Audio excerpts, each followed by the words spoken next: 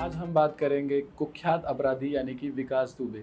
आखिर ये विकास दुबे है कौन, जिसने पूरे उत्तर प्रदेश की पुलिस की नींद उड़ा कर रखी है। आइए जानते हैं इसके बारे में और इसने जो शुरुआती ज़िंदगी में अपने अपराध किए हैं उसके बारे में। पुलिस और राजनीति के गठजोड़ से बना एक शख्स यानी कि विकास दुबे की पूरी हिस्ट्री और इतिहास क्या है, कैसे इसने पुलिस को चकमा दे देकर आज यानी कि 9 जुलाई तक पुलिस को किस तरह से अपने कब्ज़े में रखा है। आइए जानते हैं कुछ चीज़ें यूपी के इस कुख्यात अपराधी के बारे में। यूपी के कानपुर देहात के बिकरू गांव का रहने वाला इस कुख्यात अपराधी के नाम 60 से ज़्यादा केस दर्ज हैं। इस समय विकास दुबे पर 60 से ज़्यादा मुकदमे जो दर्ज हैं, उनमें से 6 बार उस पर गुंडा एक्ट लग चुका है, 8 बार गैंगस्टर एक्ट, 6 बार क्रिमिनल लॉ अमेंडमेंट एक्ट और 1 बार रासुका के तहत उस पर कार्रवाई की गई है। और बात अगर करें 1990 के उसके शुरुआती दौर की, तो मैं बता दूं कि 1990 में उसने अपनी जवानी के दिनों में उसने एक बुलेट गैंग बनाई, जिसमें उसने अपने गांव के कुछ दोस्तों को शामिल किया और उसमें अलग अलग तरह के अपराध को अंजाम दिया, जैसे कि मर्डर, रॉबरी, लूटपाट जैसी कई घटनाओं को अंजाम दिया। 1990 में पहला केस उसके नाम पर रजिस्टर्ड किया गया। इसके बाद रेल की रफ्तार की तरह इस कुख्यात अपराधी ने जुर्म की दुनिया में अपनी रफ्तार पकड़ी और एक के बाद एक रंगधारी, मर्डर और लूटपाट जैसी बड़ी बड़ी घटनाओं को अंजाम देता गया। साल 2000 में ताराचंद कॉलेज के सहायक प्रबंधक सिद्धेश्वर पांडे की हत्या में विकास दुबे का नाम आया। इसके अलावा साल 2000 में राम बाबू यादव के हत्या के तार भी विकास दुबे से जोड़े गए। 2004 में केबल व्यवसाय दिनेश दुबे की हत्या के विकास दुबे का नाम आया। अपने ही चचेरी भाई की हत्या का आरोप भी विकास दुबे पर लगाया गया, लेकिन जिस मामले में उसकी तरफ सबसे ज़्यादा सिर घुमाया था वो था राज्य मंत्री संतोष शुक्ला का दिन दहाड़े शिवली थाने में घुसकर हत्या कर देने का। इस पूरे हत्याकांड में विकास दुबे के खिलाफ एक भी गवाह नहीं मिला। उनके सहायक और उनके ड्राइवर, उन्होंने भी कोई गवाह नहीं दिया, जिसके तहत विकास दुबे को अंततः बरी कर दिया गया।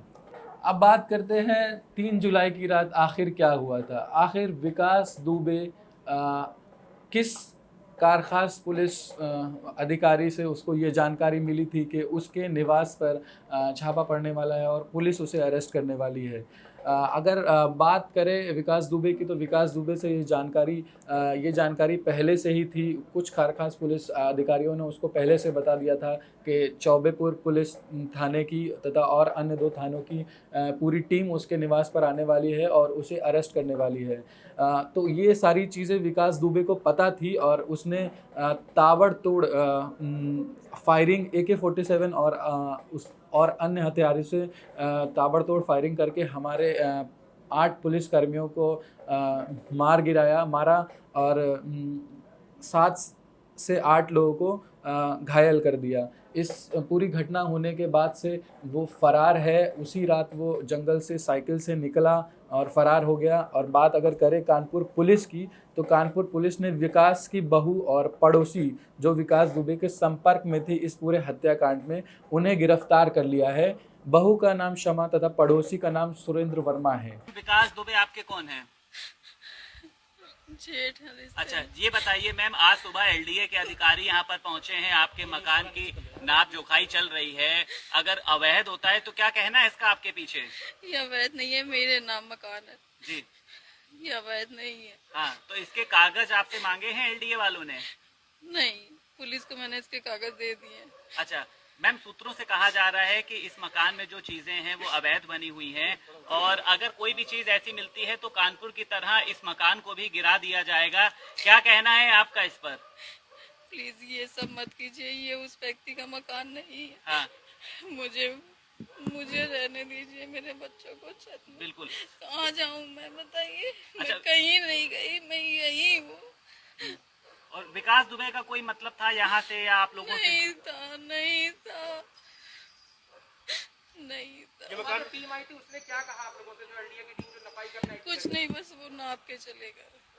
कुछ कहा नहीं उन्होंने? नहीं, उन्होंने मुझसे कुछ नहीं कहा। विकास दुबे से आप लोगों की मुलाकात होती थी? नहीं होती थी। घर आते थे? नहीं, तो लेकिन आप हम लोगों की उनसे लड़ाई चलती थी।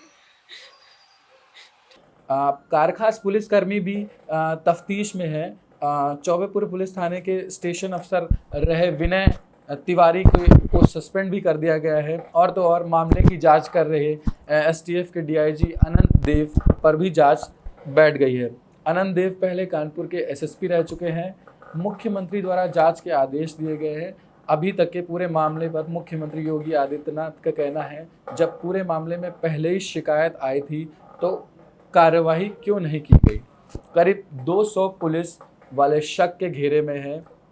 और अगर आपको बता दें कि जो अभी तक की खबरें हैं, यानी कि 8 जुलाई की सुबह तक विकास दुबे का जो सहयोगी रहा है, उसका दायां हाथ अगर हम कहें अमर दुबे, यानी अमर दुबे को 8 जुलाई की सुबह एसटीएफ ने इनकाउंटर करके गिराया। और बहुत ही बड़ी रिपोर्ट ये भी कल की थी, यानी कि 8 जुलाई की, कि विकास दुबे को एक होटल में पाया गया था फरीदाबाद के। और अगर हम आज की बात करें, यानी कि 9 जुलाई की, तो पूरे जो पुलिस विभाग है और 3,50,000 जो पुलिसकर्मी हैं हमारे उत्तर प्रदेश के, उनके लिए सबसे अच्छी खबर ये है।